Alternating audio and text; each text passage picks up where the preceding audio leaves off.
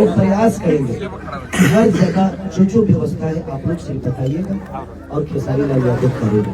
मैं वादा करके जाता हूँ, सरकार करे ना करे, किसी बच्चे की पढ़ाई, किसी गरीब की दवाई और किसी बहन की सगाई खेसारी लाल करेगा।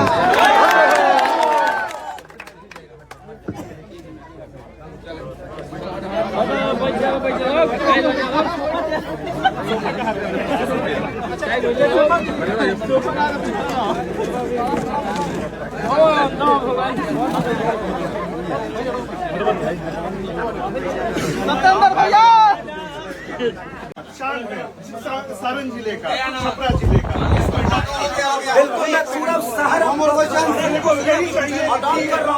शहर को अडॉप्ट कर लिए। आप लोग मेरी ताकत में एकदम ताकत है भैया, पूरा मार्केट आपके साथ है। आप एमएलए मटेरियल नहीं, आप एमपी मटेरियल है। शुरुआत छोटी सीढ़ी से होती है ना, तो इंसान बड़े मंजिल को और आप एमपी मटेरियल है। हम लोग को हम चाहते हैं कि जो बनाना है आपको, आप सबको बनाना है। और मैं कह रहा हूँ कि जो भी फंड होगा ना, मैं कमीशन के लिए नहीं, एक दिन में क्या कमाता है। अभी पुलिस और मेरा यही है कि बस शहर पर 5 साल में